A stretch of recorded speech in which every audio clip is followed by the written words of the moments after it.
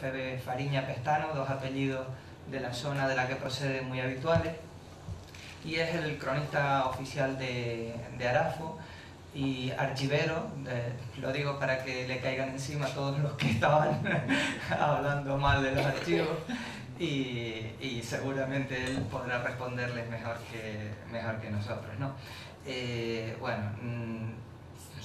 Su conferencia es una visión ilustrada de Tenerife a fines del siglo XVIII, el padrón de habitantes promovido por la Real Sociedad Económica de Amigos del País de Tenerife en 1779. Es largo, pero creo que es muy ameno porque ese padrón es muy interesante para todos los que hacemos genealogía. Es un antes y un después, digamos, en la genealogía de la isla, ¿no? Bien, como decía antes, bienvenido, y tu tiempo, tu casa. Muchas gracias, Toño, por tus palabras. Esta charla que... No. ¿Ahora? ¿Se oye? Sí. Esta charla que hemos preparado Dani y yo, pues realmente no es una charla sobre genealogía propiamente dicha, ¿no? Es más bien una charla sobre fuentes documentales, ¿no? En este caso sobre una fuente documental útil para la investigación genealógica y también para otros campos de la investigación, como veremos. En concreto, pues nuestra intervención se va a centrar en un padrón de habitantes elaborado en 1779 y que tiene la particularidad de que se trata del primer registro de población elaborado con un ámbito insular y que se conserva casi por completo. Se trata de un registro, ¿no? con un ámbito, como dije, casi insular, de entidades de población, con nombres y apellidos de sus habitantes, con expresión de sus respectivas calidades y, en definitiva, con una variada información que no solo es útil para investigaciones genealógicas, sino también para estudios de otro tipo, para estudios sobre estructura socioprofesional de los habitantes de la isla en ese momento, sobre geografía humana, sobre geografía económica, sobre filología, sobre urbanismo, sobre niveles de instrucción, sobre mentalidades y, en definitiva, pues sobre una variada gama de temas muy interesantes para la investigación y que veremos también más adelante con algunos ejemplos. El origen de este documento, de este padrón de habitantes de la isla de 1779, no es fruto de la iniciativa de una institución pública, no es un documento que fue creado a iniciativa del Cabildo Insular, aunque evidentemente el Cabildo Insular pues apoyó esta iniciativa, sino que fue idea de un organismo privado que se había fundado en La Laguna 2 años antes, se había fundado en 1777, y que desde un principio pues tuvo claro que era importante llevar a cabo un recuento de la población de la isla para tener una herramienta a través de la cual pues poder conocer cuáles eran las entidades de población con más habitantes, cuáles con menos, conocer la situación de las personas que vivían en esos lugares, conocer los niveles de instrucción, a qué se dedicaban, qué poseían, y a partir de ese conocimiento pues poder impulsar políticas de desarrollo en aquellas zonas más deprimidas, ¿no? Y la entidad pues que va a proponer que se haga toda esta recopilación de datos poblacionales de la isla es una entidad privada, como dije, es la Real Sociedad Económica de Amigos del País de Tenerife, que se funda en La Laguna en 1777. Yo creo que es interesante para comprender un poco qué es lo que impulsa a todos estos personajes ilustrados que forman parte de los amigos del país, que pertenecían a las élites de la época, nobles, militares de alto rango, clérigos, altos funcionarios, pues qué es lo que les lleva a interesarse por hacer un recuento de la población de la isla. Y en ese sentido pues yo creo que es interesante pues un poco ver los orígenes y los fines y los intereses de las sociedades económicas que empiezan a crearse en esos años, ¿no? Y en concreto pues los orígenes de la económica lagunera, que es la institución que va a capitalizar pues todo este proyecto de elaboración del padrón. Los precedentes de estas sociedades económicas pues se encuentran en unas tertulias que empiezan a formarse a principios del siglo XVIII, en la que se reúnen personajes pertenecientes a las élites de la época. Son personajes imbuidos del espíritu de la Ilustración, que estaban convencidos de la importancia de la razón, de los progresos científicos y de la educación como factores esenciales para lograr el progreso de la humanidad. Con el paso del tiempo, pues esas tertulias de amigos van evolucionando, y ocurre que en el País Vasco una de esas tertulias, la llamada tertulia de Azcoitia, auspiciada por el conde de Peñaflorida, pues se va a convertir con el paso de los años en la Sociedad Vascongada de Amigos del País, ¿no? Y luego, al calor de esta Sociedad Vascongada, pues van a surgir otras dos, en concreto en Tudela y en Baeza, ¿no? Pero va a ser a partir de 1774, pues cuando el poder central, desde los órganos de gobierno de la monarquía, pues va a dar el impulso definitivo a la creación de las sociedades económicas. El rey Carlos III pues se va a rodear en esos años de una amplia playa de altos funcionarios y de intelectuales ilustrados como Cabarrús, como Lavide, como Jovellanos o Campomanes, que van a poner en marcha pues una labor reformadora en los campos económico y cultural, y dentro de ese espíritu reformista pues entra también la creación de sociedades de amigos del país. Y va a ser uno de estos personajes, Pedro Rodríguez de Campomanes, que había sido ministro de Hacienda con Carlos III, había sido presidente de la Real Academia de la Historia, quien expone el proyecto de creación de sociedades económicas en una obra suya titulada Discurso para o sobre el fomento de la industria popular.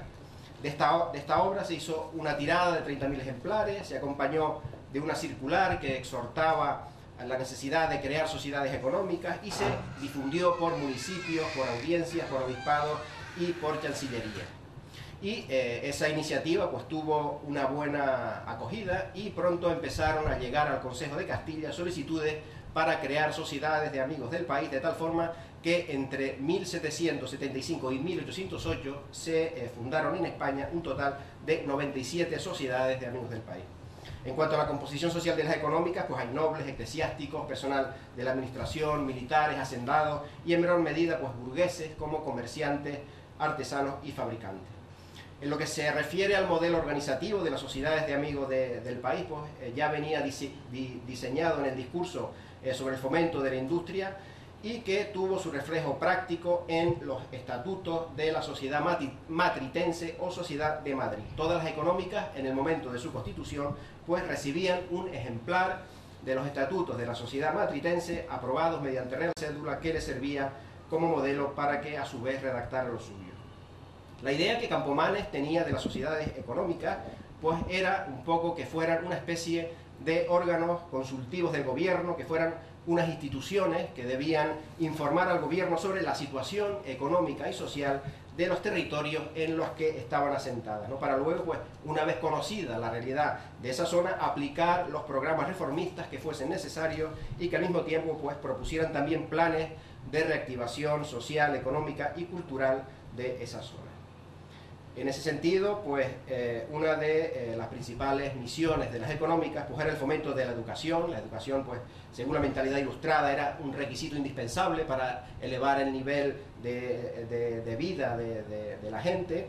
Otra de las grandes preocupaciones de las económicas era el fomento de la economía y en particular de la agricultura. Las sociedades pues impulsaron la puesta en práctica de adelantos de países más avanzados en temas agrícolas.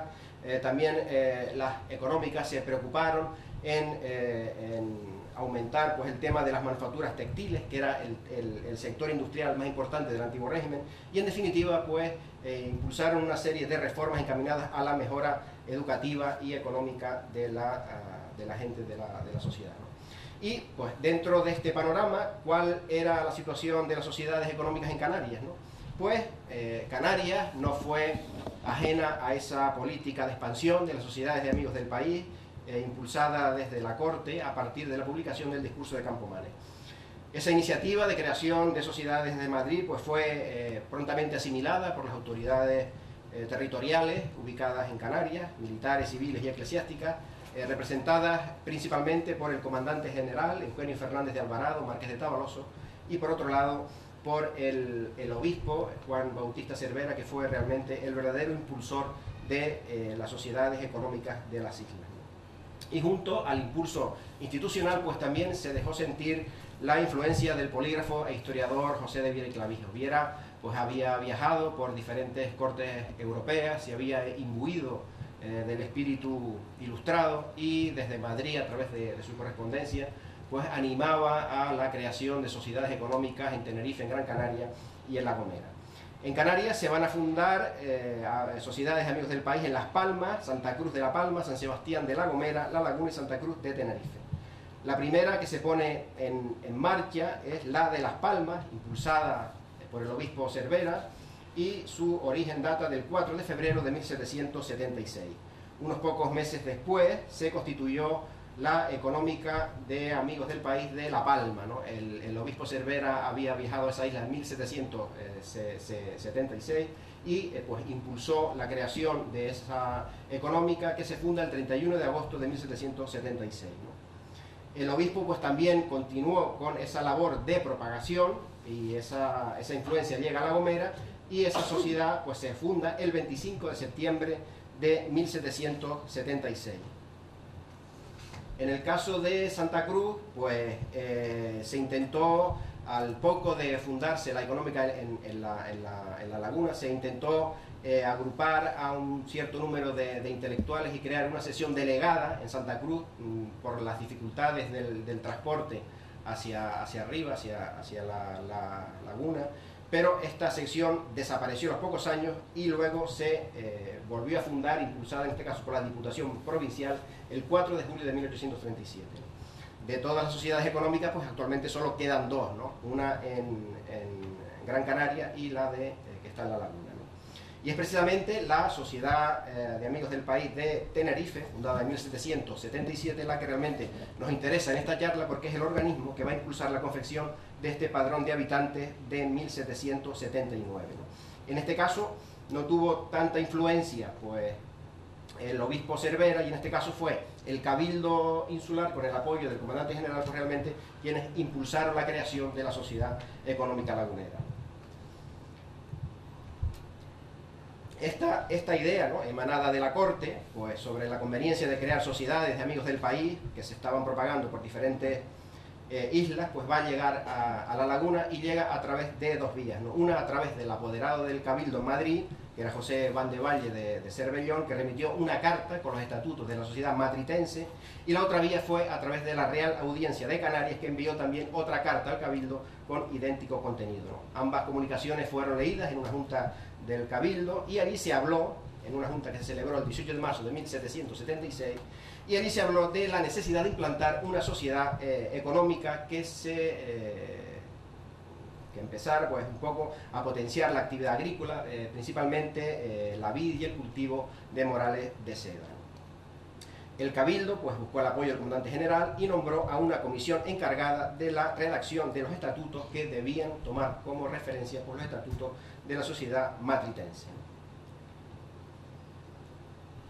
En sucesivas reuniones del Cabildo pues se trataron asuntos relacionados con la fundación de la Sociedad de Amigos del País, se elevaron al rey los estatutos para su aprobación y se empezaron a buscar personas entre las élites de la isla, pues con la idea de celebrar una junta fundacional y de empezar a nombrar pues los cargos de la junta directiva, ¿no? Esa reunión se celebró el 15 de febrero de 1777 y el primer director pues fue Tomás de Nava y Grigón Porlier, quinto marqués de Villanueva del Prado. A lo largo de las primeras sesiones de la económica pues se plantearon también diferentes ámbitos de trabajo. Se organizaron comisiones que habían de rendir cuentas de sus investigaciones para conocer el número de artesanos y sus ordenanzas, modo y medios para desarrollar su industria. Se trató el negocio de las hilaturas de seda, del embarque de harina, y también pues se iniciaron algunas de las campañas para las cuales se habían creado las económicas, como era la investigación sobre manufactura y sobre la necesidad de elaborar padrones de vecinos, de vagos y de menesterosos. Y es precisamente pues esa necesidad de conocer el estado de la población de la isla la que impulsa la económica, con la colaboración del Cabildo Insular, pues a elaborar un padrón de habitantes con carácter insular, ¿no? Esa idea de contar con un registro de población como instrumento para conocer el estado del pueblo es una idea que ya había sido sugerida en el discurso práctico de la industria popular de Campomanes, ¿no?, al que hemos hecho alusión anteriormente, ¿no? En el discurso se decía, entre otras cosas, que la numeración de un pueblo es un barómetro político de su aumento o disminución y ha de ser uno de sus cuidados anuales. La Sociedad de Amigos del País se dedicará desde su erección a formar el estado de la provincia y renovarle continuamente, porque de este modo se hallará en disposición de discurrir con cálculo y acierto.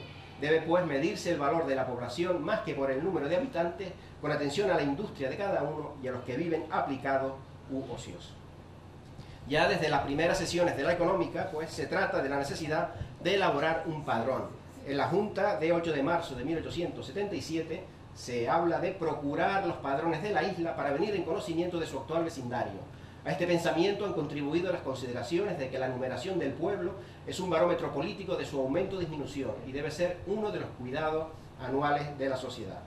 Que la lista de los habitantes, su clasificación por sexos, edades y ocupaciones forman el fundamento de los discursos relativos a la población, que sin este conocimiento puntual y circunstanciado de cada provincia y una vigilancia permanente de sus variaciones, las demás clases de las sociedades carecen del conocimiento del aumento o decadencia de la población, industria actual y comercio interior y exterior de la provincia. Por tanto, los ilustrados tenían claro que la forma de conocer el estado de la nación es a través de listas de habitantes con sus respectivas calidades y que toda esa información pues les va a permitir saber cuáles eran los territorios más atrasados y cuáles los menos atrasados. En un primer momento, la económica no se va a plantear que se elaborara un padrón, sino que va a solicitar del corregidor unos padrones de la isla que en su día se habían hecho por mandato del comandante general, pero al parecer esos padrones no quedaron copia, salvo el de la ciudad de La Laguna. El asunto se volvió a retomar a mediados de 1778 y se sacó a colación una real cédula acerca de plantíos y conservación de monte, según la cual los corregidores debían elaborar padrones y listas puntuales y legales y justas de los vecindarios de pueblos, aldeas y pagos de esta isla, con especificación de sexos, edades, estados y ocupaciones, u oficios y ejercicios y las demás notas y noticias conducentes a los expresados designios. Habría que esperar hasta comienzos de 1779, que será cuando el corregidor pues, ordene se libren despachos a los alcaldes de los pueblos de la isla para que formen padrones de los territorios de su jurisdicción, y a quienes también, pues en caso de hacer falta, pues se les iba a mandar un modelo para que hubieran las menos dudas posibles a la hora de cumplimentar los diferentes padrones, ¿no? Estos padrones debían cumplimentarse por el escribano público, donde los hubiere, o en su defecto por el fiel de fecho o persona inteligente y de la confianza del alcalde, y que se llene todo y sin omisión alguna. De esa forma se remitieron 34 oficios a los distintos alcaldes para que elaboraran los padrones, ¿no? Se mandaron oficios a Santa Cruz, Valle de San Andrés, Taganana, Tegueste, Tejina, Tacoronte, Valle de Guerra, El Sausal, La Matanza, La Victoria, Santa Úrsula, Villa de la Rotava, Puerto de la Rotava, Relejo de Abajo, Relejo de Arriba, Higa, San Juan de la Rambla, La Guancha, Ico de los Vinos, Garachico, El Tanque, Los Hilos, Buenavista, Valle de Santiago, Guía, Deje, Chasna, que incluye Arona, Vilaflor de Chasna, San Miguel de Abona, Granadilla, Arico, que incluye Fasnia, Huímar, Candelaria, que incluye Arafo, El Rosario, Geneto y la ciudad de San Cristóbal de la Laguna. Esos padrones se van a ir elaborando poco a poco y poco a poco ya van a empezar a llegar a la laguna, ¿no? En agosto de 1779 llegan los censos de los dos realejos, de Rosario, Santa Úrsula, El Tanque y La Victoria. En septiembre de 1779 llegan Candelaria, Chasna, La Guancha, La Matanza. En octubre, Arico, Valle Santiago. En noviembre, Puerto de la Cruz, Taganana. Y en 1780, La Laguna, Valle de Guerra, Tejina y Tacoronte. Y luego, sin fecha, pero generalmente pues nosotros creemos que esos censos se hicieron pues también a fines de 1700 y que son pues Higa, San Juan de la Rambla, Adeje, Guía, Tegueste, Valle de San Andrés y Buenavista. Algunos pueblos se encontraron con dificultades a la hora de elaborar estos padrones, como fue el caso de Arico, ¿no? Cuyo padrón se remitió con retraso, se remitió en octubre de 1779, y el alcalde achacó el retraso a la carencia de personas con habilidades suficientes en el arte de escribir, ¿no? Desafortunadamente, de esta serie documental que se custodia en el archivo de la Real Sociedad Económica de Amigos del País, pues en la actualidad solo se conservan 27 padrones, ¿no? De todo este grupo, ¿no?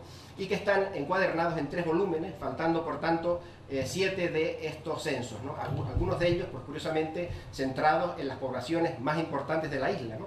Pues faltan Garachico, Granadilla, Huímar, Ico de los Vinos, La Rotava, Santa Cruz, Los Hilos y Geneto, ¿no?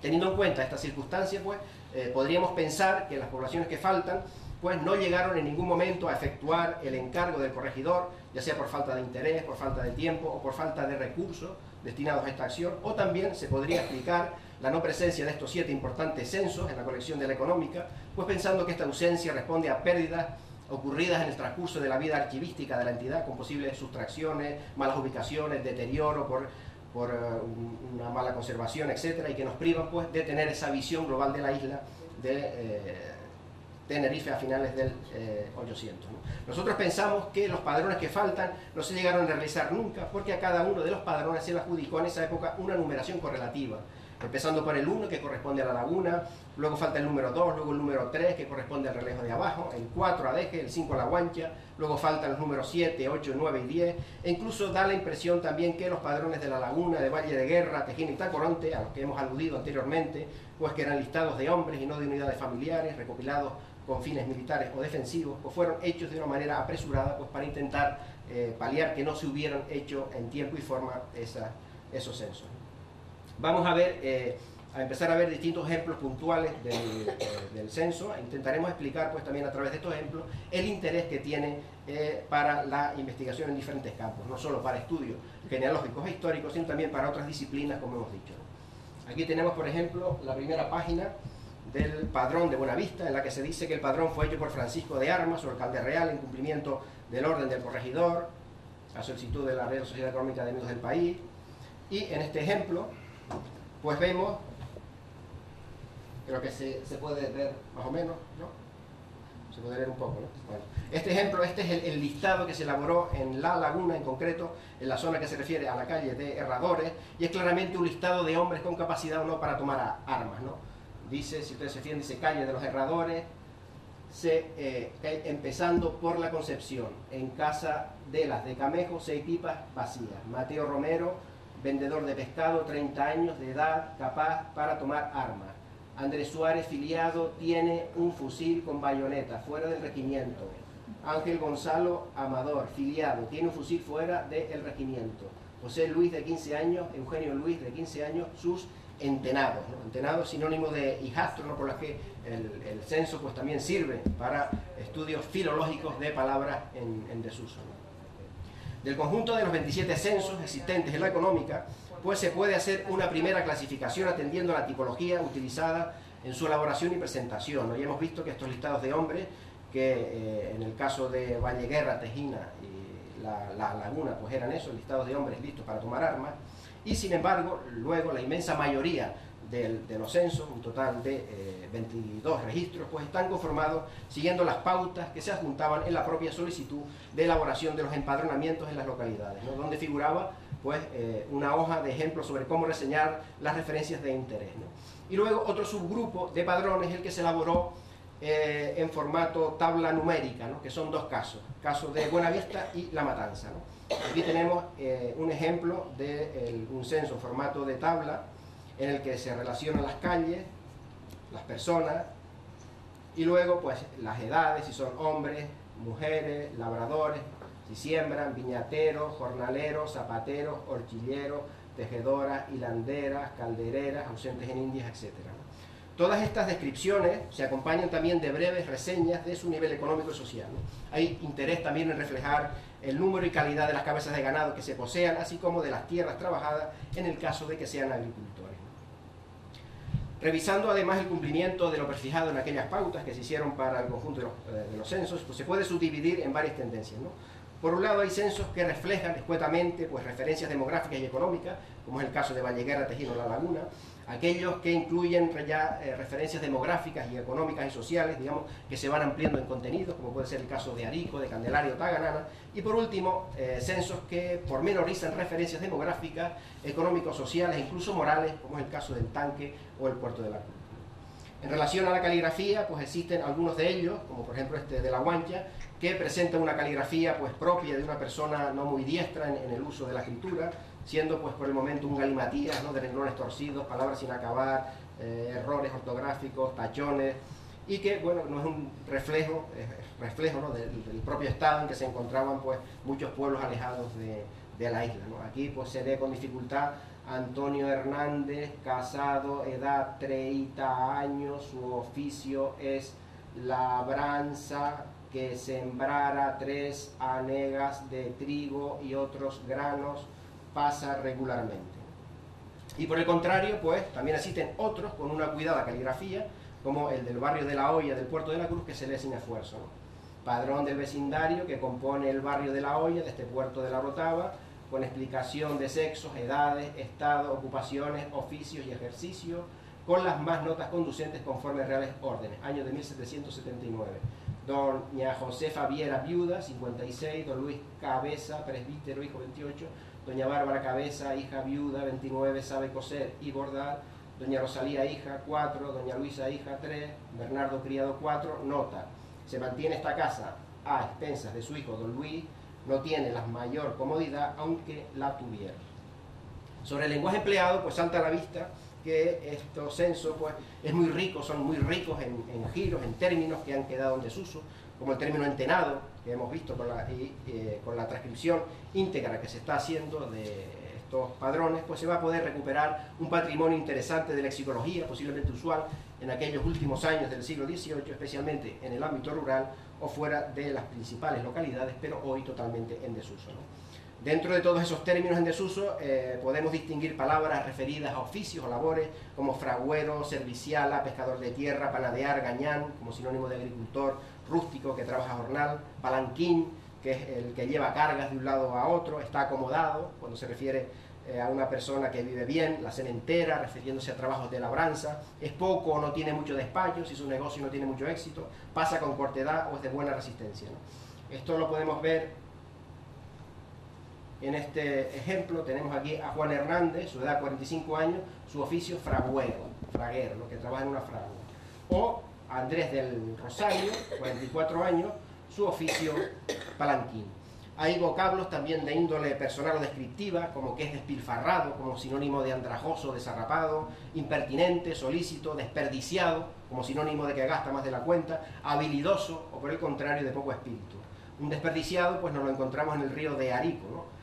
Felipe Santiago, su edad 56 años, su oficio zapatero, trabaxa, es desperdiciado, está infeliz, sabe leer, escribir. Juana Cabrera, su mujer, su edad 38 años, no tiene oficio. Josefa Cabrera, hija, edad 13 años, pide limosna. Felipe Santiago, hijo, edad 10 años, pide limosna. Y Sebastiana María, hija, edad 4 años. Otras palabras en desuso que aparecen en el documento es jumento, como sinónimo de burro, traficar, entendido por comerciar, o las vinculadas al parentesco, relaciones personales, como cuando quieren reflejar en el censo que dos individuos son gemelos, la expresión que más aparece son de un mismo vientre, son de un vientre, o también aparece la expresión uterino o uterina para reflejar esta misma relación, ¿no? Es el caso de estos dos gemelos, Juan y José Pereira, hijos, son de un vientre. Su edad 30 años, ayudan a su padre en la labranza y jornal, no han tomado estado. Y también aparecen canarismos como jarrear, por arrear, cuando se habla del oficio de aquellos transportadores de mercancías con sus burros, ¿no? Tenemos a este de Arafa, Juan Baute, su edad 49 años, su oficio es jarrear con dos mulos o burros que tiene para su manutención, pasa regularmente. La fotografía que vemos de la isla en el padrón es terrible, ¿no? Los niveles de pobreza que se ven pues son muy elevados, ¿no? Con hombres en muchos casos emigrados, con la mujer trabajando, soportando además el peso del hogar, con niños incorporados al mundo del trabajo desde edades muy tempranas, con ínfimos niveles de instrucción, y en el polo opuesto pues hay un mínimo de gente que pasa bien, o tiene caudal, empleados, los términos que se utilizan, que sabe leer y escribir, y de todo esto pues vamos a ver también diferentes ejemplos, ¿no? Desde el punto de vista demográfico, pues vemos también a una isla que presenta un poblamiento desigual, con marcadas diferencias entre el norte y el sur, como con distinciones también entre lo que es el núcleo principal de una localidad con respecto a sus pagos aledaños, ¿no? En este sentido, pues nos hemos encontrado con el puerto de la Orotava, en el que en el centro del pueblo pues se empieza a sentar una incipiente burguesía comercial, con extranjeros de vida acomodada, y que contrasta con el barrio de La Ranilla, por ejemplo, donde la pobreza que deja entrever el padrón pues es estremecedora, ¿no? La media demográfica de las unidades familiares es de una pareja con dos o a lo sumo 3 hijos, siendo raro encontrar también matrimonios sin ningún hijo y con casos excepcionales de hasta 8 o 9 hijos, ¿no? En aquellos casos de jóvenes con una edad superior a 14 y 15 años que no están casados, pues aparecen referenciados como que están castos o que no han tomado estado, ¿no? Tampoco es del todo inusual pues haya referencias a personas de determinada edad adulta que aún son mozos o mozas, y en su mayor parte pues también viviendo en condiciones de aislamiento o soledad en sus domicilios respectivos o encargados del cuidado de sus padres o hermanos.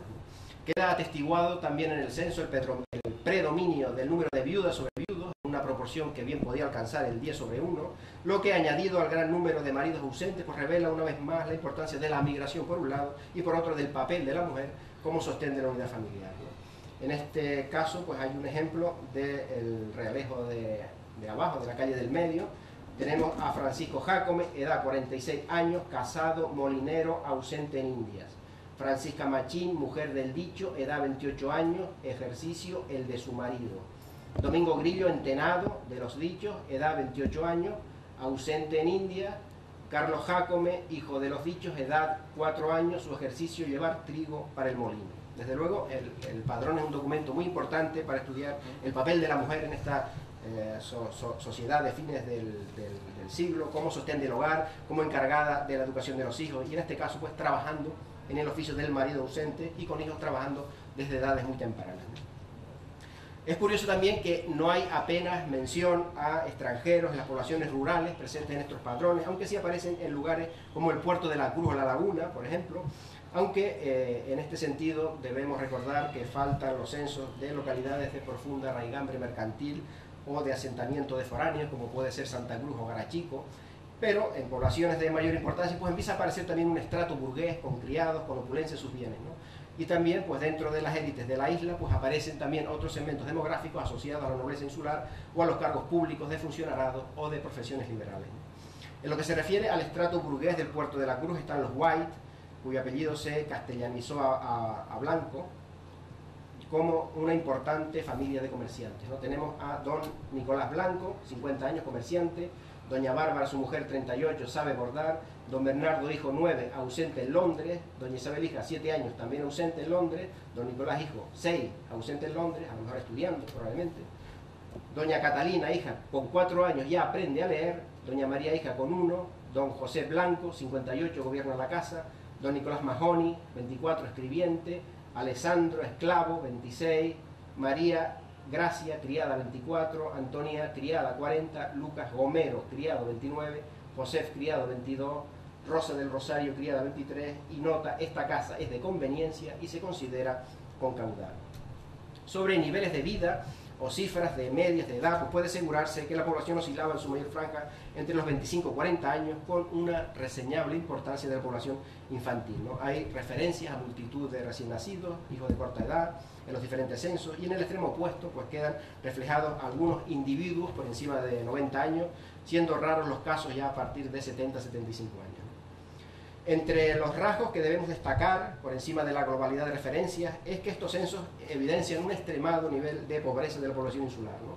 Con marcadas diferencias económicas y vitales entre los habitantes censados, ¿no? Lo normal es que en los censos encontrar la referencia a que este o aquel individuo son pobres, sumamente pobres, insolventes, pobres de solemnidad, lo pasan mal o trabajosamente, ¿no? Esta es una pobre mujer del barrio de La Ranilla, Isabel Carrasca, 62, sabe hacer encaje; Juana María, familiar, 52, sabe hilar; y en la nota se dice que la dicha Isabel es pobre, de solemnidad, y se mantiene con vender aguardiente y mistela. Lo que tienen los documentos como estos padrones es que reflejan tanto a las clases dominantes como a las clases oprimidas, ¿no? Y en este sentido son desde luego muy interesantes porque este segmento de gente no suele aparecer en muchas tipologías documentales, ¿no?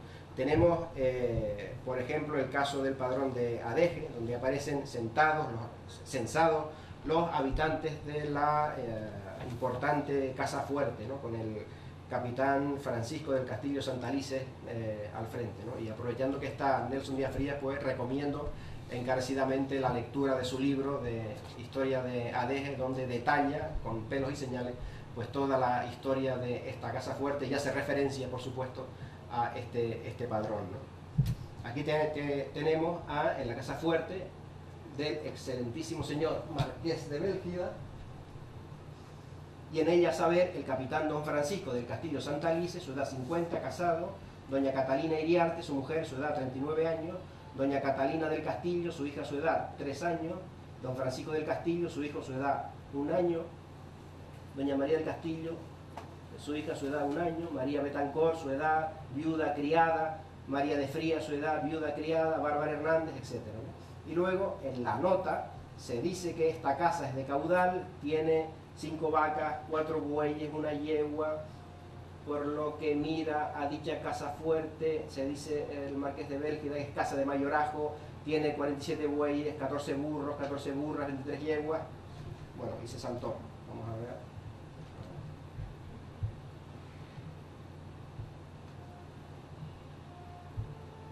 Está por el recuento de ganado, bueno, camellos, mulas, mulos, 973 cabras, 346 castrados, 619 ovejas, 25 carneros, ¿no?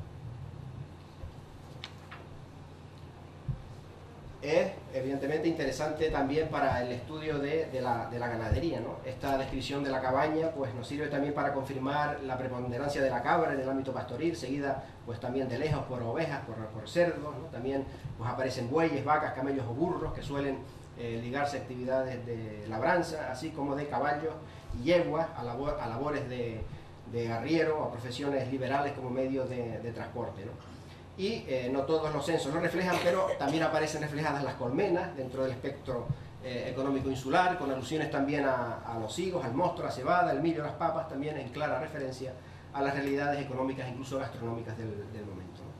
Siguiendo con el padrón de Adegi, como dije antes, pues podemos conocer no solo a las clases dominantes, sino también a las clases oprimidas, ¿no? En la Casa Fuerte vivían un total de 57 personas, de las que 21 eran esclavos y 5 libertos, ¿no? Aquí tenemos a varios esclavos, ¿no? Domingo Rodríguez, su edad 20 años, esclavo. Francisco del Rosario, su edad 27 años, esclavo. Marina García, su edad 25 años, libre. Antonio García, su hermano, su edad 23 años, esclavo. Domingo García, Antonio García, esclavo. Y en la nota se dice que todos estos que están dentro de esta casa fuerte son criados y esclavos del señor Marqués de Bélgida. Su bienestar solo depende del acomodo de su amo, así pasan los más miserablemente. En relación a los niveles de instrucción, pues se advierte que se le da interés al hecho de saber leer y escribir, ¿no? Y se consigna incluso a los ausentes que poseen pues esa rara virtud en aquella época, ¿no? Aunque son pocos los individuos que tienen a su alcance una educación primaria, ¿no? En algunas localidades pues se especifica que los niños andan a la escuela y puede llegarse incluso a señalarse la existencia de pequeños centros educativos, ¿no? Suelen definirse a quienes poseen conocimiento, bien de escritura, lectura, de contar, como personas hábiles y que son sumamente valiosas para la comunidad, ¿no? Como este personaje de Arico, que seguramente a Octavio le va a sonar. Octavio pues tiene un blog que es muy interesante también para conocer la historia y los personajes del sur de esta isla, y hace unos días pues colgaste la biografía de este personaje, del capitán, del militar Diego Antonio de Torres, hace yo creo que un par de días que la colgaste, ¿no? Y curiosamente pues traje el ejemplo, ¿no? Aquí tenemos a un personaje importante de Arico, don Diego Antonio de Torres, viudo, su edad 70 años, su oficio labrador, pasa con toda comodidad, sabe leer, escribir y de muy buena luz de razón. El capitán de milicias provinciales, don Juan Antonio Torres, hijo, su edad 31 años, atiende a las labores de su padre, sabe escribir, es hábil y de buena nota. Por otro lado, resulta también tremendamente curioso comprobar la gran cantidad de personas con discapacidad que aparecen reflejados en los censos, ¿no? Que van desde lesiones de miembros, aparecen términos como cojos, mancos, tullidos, problemas sensoriales, sordos, ciegos o desórdenes mentales, ¿no? Se emplean términos como fatuos, locos, dementes. Y aquí tenemos el caso de Juan Díaz Márquez, parece que dice soltero, su edad 50 años, jornalero, está pobre, infeliz, y Virgida García, hermana, su edad 44 años, loca. A veces se utilizan eufemismos también para describir una posible discapacidad intelectual, ¿no? Lo cual es lógico también teniendo en cuenta que los diagnósticos de este tipo de síndrome son bastante recientes, ¿no? Aquí tenemos a esta persona, a Josef, hijo, 17 años, del que se dice que es medio simple. En esta familia, por ejemplo, del puerto de la Cruz, pues tenemos aquí a Nicolás, hijo, 17 años, es poco hábil y sabe leer, ¿no? Pues me parece que este chico tenía capacidades para unas cosas y para otras no, ¿no? Y luego aquí abajo, más abajo está María Olivera, 80 años inhábil, ¿no? Seguramente, pues, a lo mejor por razones de edad, pues estaría en cama, ¿no? En caso de discapacidades físicas, como dije antes, pues se señala si la persona es tullida, manca, ciega, sorda, etc., ¿no? Es el caso de esta casa. Aquí tenemos a Diego Hernández, hijo de la Dicha, edad 19, ciego. O este caso, aquí tenemos a Pedro de Mesa, hijo de la Dicha, edad 21 años, está sordo, ¿no? Como contrapunto a estas descripciones, pues existen también certeras indicaciones a la existencia de mozos robustos, de buen cuerpo, de buena presencia o dotados de salud y vigor para cometer cualquier empresa que surja, ¿no? Este es el caso de José Domínguez, su edad 27 años, mozo libre y robusto. Su ejercicio, jornalero. Otro rasgo de gran curiosidad es comprobar también cómo estos censos reflejan en su gran mayoría el grado de satisfacción personal o familiar de cada individuo, ¿no? Aparecen expresiones como está infeliz, que ya hemos visto, o es de buena conducta, si bien en ocasiones pues también aparecen críticas a la conducta de un determinado personaje, ¿no? A veces se dice que trabaja poco en el oficio. En los censos del Puerto de la Cruz o el Tanque, por ejemplo, se hacen alusiones a personas que tienen carácter alocado, díscolo, que son borrachos, son escandalosos, e incluso se llega a estigmatizar a ciertas personas en razón de procederes que en aquel entonces estaba mal visto, ¿no? El componente religioso pues también aparece en algunos casos, aunque no es una constante, ¿no? En algunos casos se indica que tal o cual persona pues suele acudir a misa o es buen cristiano, ¿no? Aquí tenemos un ejemplo sacado del Padrón del Tanque. Francisca Rodríguez, viuda, su edad 60, Andrés, hijo, 22, Josefa, hija, su oficio de hilar y tejer, sus hijos de campo, su manutención fatal y su doctrina muy buena y de buen ejemplo, ¿no? Y también en el Tanque tenemos un ejemplo de estigmatización social, ¿no? Por ser madre soltera, ¿no?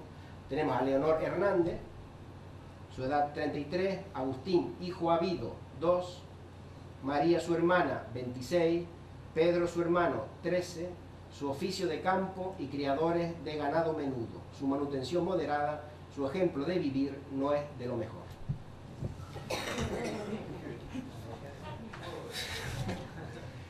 Como es obvio, pues en los censos figuran pues todo el repertorio de profesiones usuales en aquellos años, ¿no? Labrador, jornalero, pastor, marinero, pescador, zapatero, tonelero, cedero, albañil, carpintero, herrero, gañán, llegando a aparecer incluso parteras, estanqueros, mayordomos, medianeros, etc. Y es por tanto, como dije al principio, una fuente documental de primer orden para hacer estudios sobre estructura socioprofesional de la población.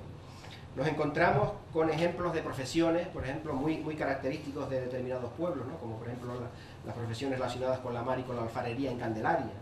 En Candelaria tenemos, en este caso, este personaje, Teodoro Pérez, su edad 50 años, su oficio navegar de marinero a las Indias, no le falta para su pasar, y Catalina Pestana, su mujer, su edad 30 años, se ejercita en hacer loza. Y luego María del Carmen, hija, su edad 3 años, ha de ser habilidosa. Probablemente es una indicación a que esta niña pues ya se está iniciando posiblemente en el trabajo de su madre.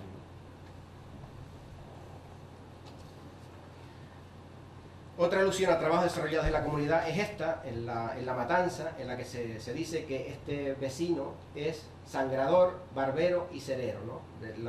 Lo mismo te puede curar un dolor de cabeza con un sangrado, que te saca una muela, te pela y te vende una vela, ¿no?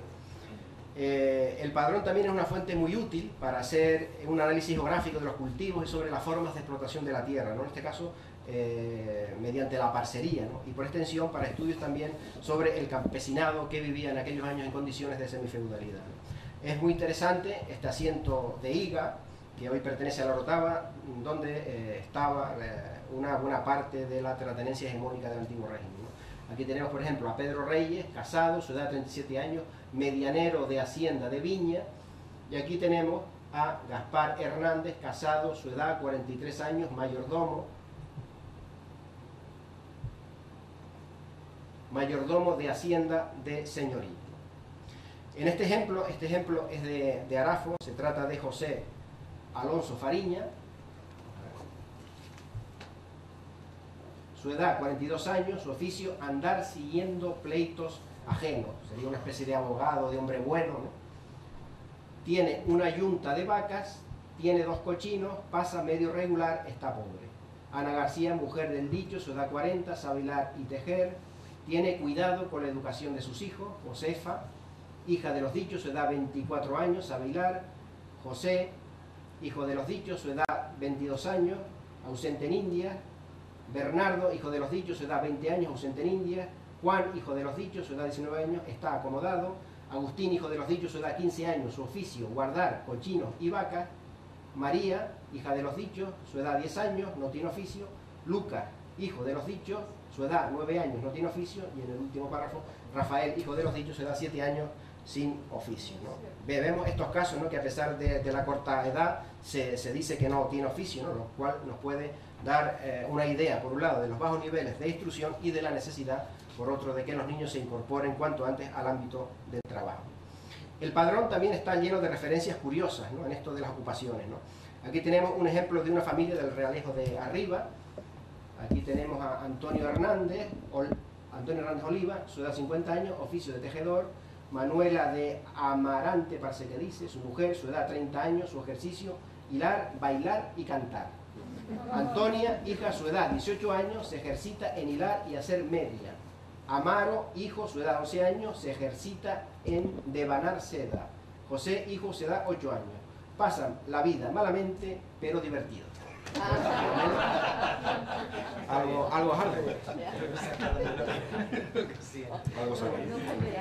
Pero la profesión más singular de todas las que hemos visto en estos censos es la de un señor de La Matanza, José Feble, 57, casado con Manuela Afonso, su mujer, 59, María, hija, 22 años, y este hombre sabe leer y escribir, tiene conocimiento en los tiempos y dicen que habla a las ánimas. Y tiene un hijo en India. Por lo que estamos aquí ante un espiritista, de un medium del siglo XVIII, ¿no? Es de luego la ocupación más singular de todas las que hemos visto, ¿no? Y es curioso que se hable, ¿no?, de una persona que habla con las ánimas. Queda muy patente también la diferenciación laboral por sexo. La mujer en su inmensa mayoría se dedica a labores vinculadas al mundo textil, hilar, tejer, coser, hacer medias, hacer calcetas, y también podemos encontrar la mujer asociada al proceso de lavado de la ropa o al mundo agrícola, bien en labores de labranza, de venta de productos agrícolas, y lo que nos falta en todo padrón es la reincidencia en señalar que la educación de los hijos recae en la figura femenina, ¿no?, con lo que la mujer pues debía compaginar el cuidado de la vivienda familiar con sus tareas textiles o agrícolas y con la atención a los hijos, ¿no? Aquí tenemos una familia de San Andrés compuesta por Juan Marrero, su edad 50 años, su mujer María Catalina, 48 años, labrador, tiene yunta de vacas, la mujer gobierna bien su casa, teje, hila y tiene economía. Sobre la mujer cae el peso de la educación de los hijos, y en caso de que esta persona no los eduque bien, pues es a ella a quien se le recrimina, ¿no? Como es el caso de esta familia, compuesta por Vicente Pérez, su edad 40 años, ejercicio jornalero, pasa con trabajo. Josefa Rodríguez, su mujer, edad 38 años, ejercicio andar por los campos, vendiendo especias, no cuida de la educación de los hijos. Blas Pérez, hijo de los dichos, edad 12 años, ejercicio guardar pavos ajenos. Agustín Pérez, hijo de los dichos, edad 10 años, ejercicio jugar y pedir limosna. Hilario Pérez, hijo de los dichos, edad 6 años, pide limosna. Francisca Pérez, hija de los dichos, edad 3 años, y Julián Pérez, hijo de los dichos, edad 8 meses. Los hijos también pues suelen repetir o seguir el oficio del padre o de la madre según el sexo, ¿no? Y siempre pues haciendo gala de una obediencia y sometimiento ciego a sus padres, ¿no? En este caso de María Beatriz, viuda, su edad 65 años, su oficio tejer, hilar, está pobre, no tiene más arbitrio. Rosalía, hija de la dicha, su edad 37 años, se ejercita en el mismo oficio de su madre, es moza de estado honesto. Y María, hija de la dicha, es moza, su edad 30 años, se ocupa en el oficio de su madre. Es revelador también que la mayor parte de estos registros censales lo conformen una pareja, salvo que el hombre pues, esté viudo o la mujer ausente, ¿no? Y junto a los padres están los hijos, pues también siendo inusual encontrar a otros parientes residiendo en la casa familiar, ¿no? Muy de vez en cuando pues, puede aparecer un suegro, una suegra, un hermano, un sobrino, y apenas pues también hemos encontrado referencias a huéspedes o acompañantes, ¿no? Parece seguirse, por tanto, un canon establecido por las costumbres de la época, una regla no escrita, ¿no?, que dibujan a la unidad familiar en torno al hombre, la mujer y a sus hijos. En este asiento, sin embargo, vemos que la unidad familiar pues, está compuesta de más miembros, ¿no? Y aparecen también otras cuestiones que hemos comentado: el empleo de palabras en desuso, el rol de la mujer, alusiones a posibles discapacidades o al estado de determinados miembros del clan, ¿no? Tenemos aquí a Juan Lorenzo Tejera, su edad 34 años, su oficio es sembrar alguna cosa, cuida algunas huertas y tiene un jumento para bajar leña y venderla. Tiene 2 vacas de medias.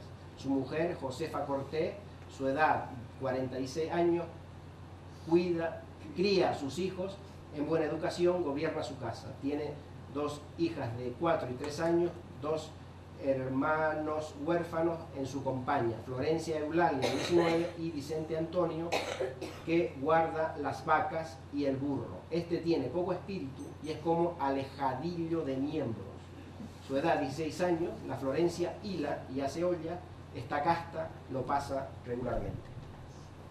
Como no podía ser menos, pues también los censos son una fuente de primer orden para conocer la toponimia principal de las diferentes localidades, ¿no? Al subdividirse la mayor parte de los padrones en barrios, en calles y en pagos, ¿no? En muchas ocasiones nos llegan topónimos arcaicos que son de un valor inestimable para corroborar el origen o pervivencia de un nombre, ¿no? Casos como el Aserradero, Taucho, Iserce, Terés Menadeje, La Zarza, Icor, La Sabinita en Arico, Amance, Cuevecitas en Candelaria, Aguchones, Almáciga en Taganana, etc., ¿no?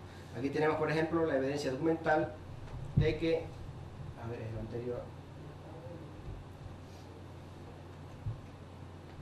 de que existían asentamientos de gente en los pagos de Taucho, el Aserradero y Teresme en Adeje. En algunos casos, y ya para acabar, pues se describen los núcleos de población con sus límites y extensiones, como es este del río de Arico, ¿no?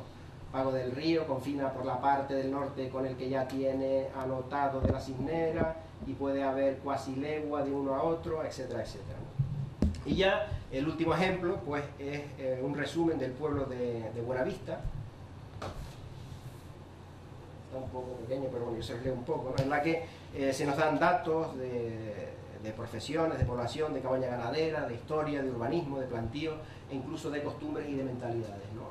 Empieza hablando pues que contiene esta jurisdicción 343 vecinos, 1450 almas, 663 hombres, 791 mujeres, luego fanegas, 1155 fanegas, luego empieza a hablar de las profesiones: viñateros, jornaleros, tejedores, hilanderas, calceteras, con su número. Luego empieza a hablar también de la cabaña ganadera, más abajo, caballos, yeguas, ovejas, cabras. Luego dice que tiene 4 clérigos ordenados, 6 frailes franciscanos en un convento, una parroquia de 3 naves, luego tiene 3 plazas, la primera muy grande y cuadrada, su alhóndiga contiene 80 arrobas de trigo. Luego sigue hablando aquí más abajo pues de los conquistadores, la mayor parte, casi todo es de señores, marqueses, condes y personas de la primera nobleza, que puede ser una alusión, ¿no?, a los condes de Siete Fuentes, que era la familia hegemónica, ¿no?, de ese lugar. Y también pues nos habla un poco de los conquistadores. Los primeros fundadores de este pueblo fueron algunos de los conquistadores de estas islas. Luego habla también un poco del urbanismo, ¿no? Dice por aquí: las calles de este pueblo son anchas, rectas, las más enteramente arrugadas, ¿no? Portuguesismo, ¿no?, que refiere a la existencia de casas. Está fundada en un llano. Luego aquí: las viñas propias para vinos dulces están en las faldas de los riscos, ¿no?, una alusión a la viticultura heroica, ¿no? Las demás es de sementeras. Luego dice que sus habitantes son muy aplicados a embarcarse a la América, y las mujeres se acomodan porque no todas pueden casarse. Dicen que este terreno incita a la lujuria a causa de la cercanía al mar y del temperamento caliente y poca extracción de vino.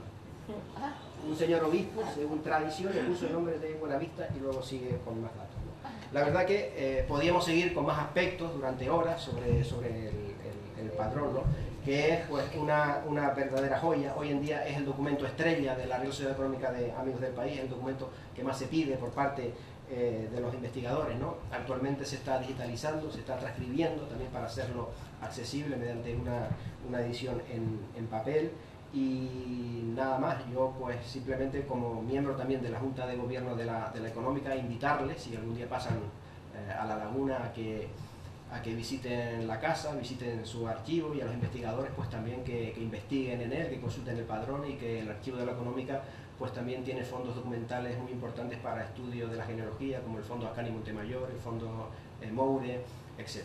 Y nada más, muchas gracias por su atención.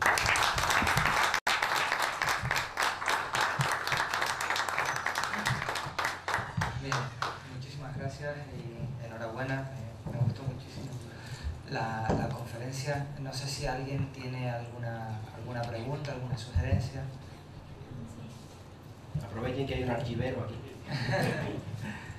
Miguel Ángel. Sí, le quiero matizar solamente añadir a lo que nos ha transmitido hoy. Enhorabuena porque la presentación ha sido formidable y nos da, como dices, un background de todo lo que era la sociedad tinerfeña de aquella época. Cómo hay palabras en las que acotas que han caído en desuso aquí y que en otros lugares con trayectoria tan cercana con Canarias como es mi Cuba natal se siguen usando. En Cuba no se usa para nada la palabra hijastro, se usa la palabra entenao. Entenao para hablar de un hijastro. Todo el mundo sabe que un hijastro. La gente cuando pregunta, ¿qué es un entenao? Pues el hijo postizo, o sea, el otro, pero se usa mucho la palabra. Y la palabra para definir a una persona todavía en la sociedad del siglo XXI que tiene pues una posición cómoda en la sociedad es acomodada. O sea, se sigue diciendo la palabra acomodada con mucha nivel popular. Y son cuestiones de estas así. Y el reflejar y analizar los padrones ya no desde el punto de vista demográfico por lo que aporta, sino por lo sociológico, por todo esto que hemos ido detallando tan minuciosamente. Es curioso, yo le comento muchas veces a mi suegra cuando voy a archivos en Galicia o algo de esto y encuentro algún dato de esto donde habla de cosas que nos parecen morbosas, y como sabemos que a las personas mayores les gustan tanto las tómbolas y los programas estos de Sálvame y esas cosas, les decimos, en estos registros del siglo XVII, XVIII y XIX, algunas anotaciones nos recuerdan que tenemos un Sálvame particular, y entonces son cosas así. Encontré una partida de un colateral en Asturias hace pues, cuestión de todos siglos, 1810 y poco, que decían que era hijo de Pública Cópula. Digo, habrán ido a la plaza del pueblo a hacer el amor para decir que no estaban casados. O sea, es una cosa muy curiosa. Pero bueno, nada, enhorabuena. ¿Alguna cosa más? Yo quisiera felicitar a Feo, me ha encantado la exposición tuya, y he echado un poco de menos alguna alusión al padrón de Chasna, pero bueno, no todo es posible estando en Chasna, y simplemente hacer una precisión filológica que a lo mejor Toño no se estará de acuerdo conmigo, ¿no? En relación también a lo que dijo el señor, en el padrón, según he podido leer yo en varios, cuando se dice que alguien está acomodado no quiere decir que tiene una buena posición económica, sino que está empleado. De hecho lo vimos en uno de los ejemplos de Arafo, hablaba de una familia pobre y había un niño de 14 años que decía que está acomodado, lo que quiere decir que el niño está empleado en algún sitio, posiblemente fuera de la casa, como se usa también colocado. Sí, exacto, pero yo me lo encuentro por los padrones de Chasna, Adeje y Sora. Cuando se dice está acomodado o está acomodada, no quiere decir que la persona esté en una buena posición económica, porque además es contradictorio con el resto de la descripción del hogar, sino que está simplemente empleado fuera, pues, posiblemente como criado o una cosa de esta, simplemente quería decir. Bien, mientras preparamos la conexión con Mercedes y cruzamos los dedos para que se pueda realizar hoy, vamos a descansar un momentito, ¿vale? 5 minutitos, algo así.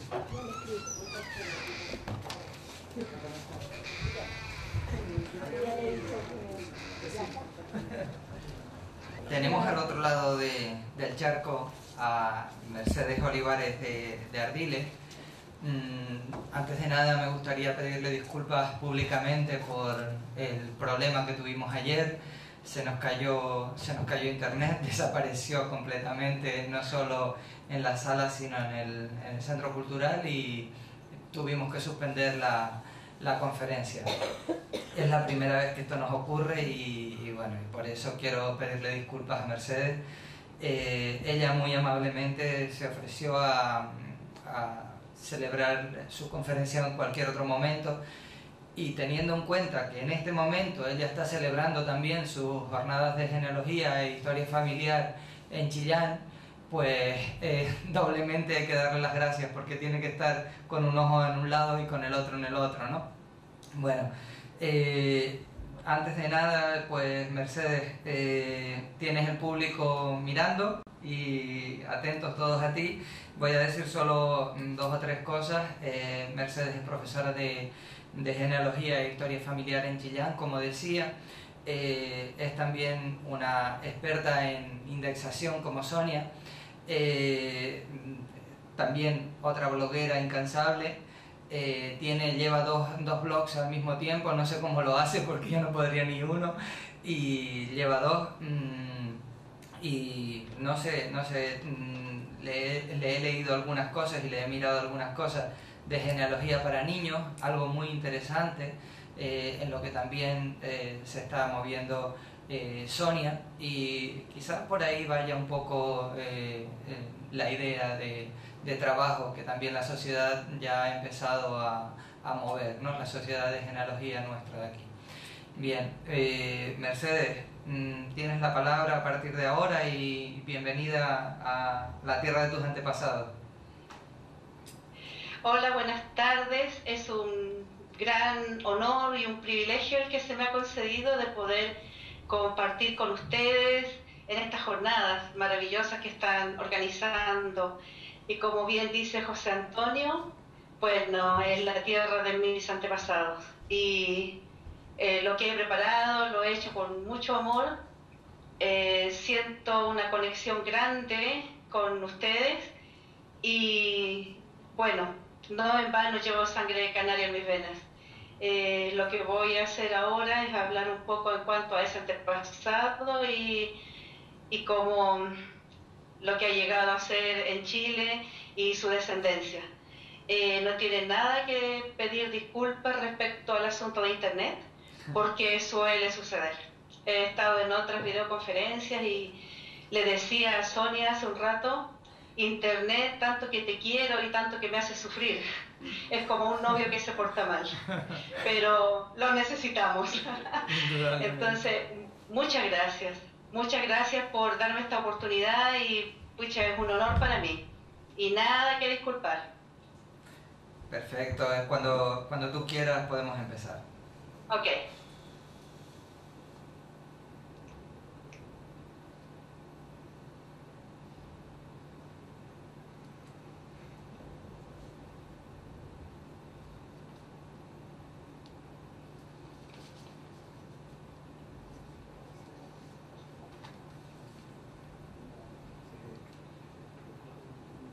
Ok. Bueno, el hermoso logo que han creado para esta jornada y que me pareció increíblemente adecuado. Es hermoso. Gracias.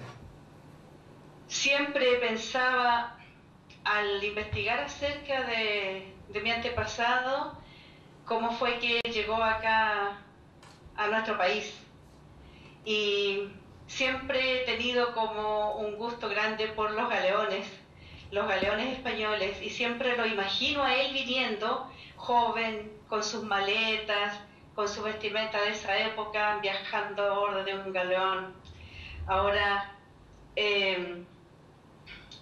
¿cómo vino él? ¿O qué asunto lo trajo? ¿Cómo llegó aquí a Chile? Y el nombre de mi antepasado es Ángelo González de Vargas, o Ángel González, como aparecía indistintamente en diferentes partidas sacramentales. Una huella canaria en el fin del mundo. Es interesante y con mi esposo nos causaba un poco de gracia un día conversando. Yo investigué un poco acerca de los canarios en Chile, y al buscar en Google poner canarios en Chile salió una cantidad de pajaritos amarillos hermosos y fue muy simpático porque nos salieron ellos. Y sí, es como los canarios aquí en Chile son unos pajaritos amarillos muy, muy lindos y muy delicados. Aquí también. Ahora, aquí porque el fin del... ¿Sí, ahí también? Sí. Ok. Sí, ahora, una huella canaria en el fin del mundo. ¿Cuál es el país del fin del mundo? Bueno, Google nos dice que es Chile, porque somos el país más austral. Estamos casi colgando, casi nos caemos. Ahí estamos, colgando en el Pacífico. Yo creo que un terremoto un poco más fuerte que el que tuvimos en el 2010 nos saca del mapa. Entonces somos el país del fin del mundo. Aquí está su ubicación en América del Sur. Y el aspecto y la loca biografía de nuestro país. Largo, largo y muy angosto y muy delgado. Tenemos todos los climas y tenemos todo lo que necesitamos. Ahora, en la quinta región, en Valparaíso, era un puerto muy importante en aquellos años, y lo sigue siendo. Fue donde Ángelo González de Vargas contrae matrimonio en el 1695. Esta es la primera aparición en nuestro país, hasta donde se ha podido documentar. No, en la partida sacramental no muestra la edad que él tenía, pero se supone que era un joven.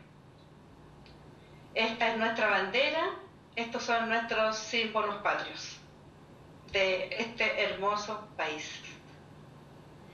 Bueno, a este país, al fin del mundo, llegó este canario de nacimiento, y su descendencia está esparcida a lo largo y ancho de este, pero también han cruzado las fronteras como familiares y conocidos, a los cuales conozco personalmente, que se han instalado en Australia, Noruega, Miami, y allá han formado ramas familiares, de los que yo conozco personalmente.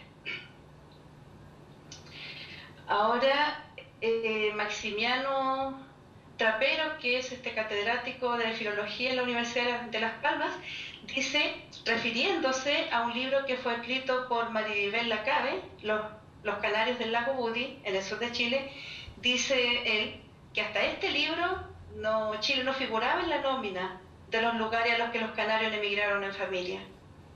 Dice que los conocimientos estaban en cuanto a Cuba, Puerto Rico, República Dominicana, Uruguay, San Antonio de Texas, Luisiana y Venezuela.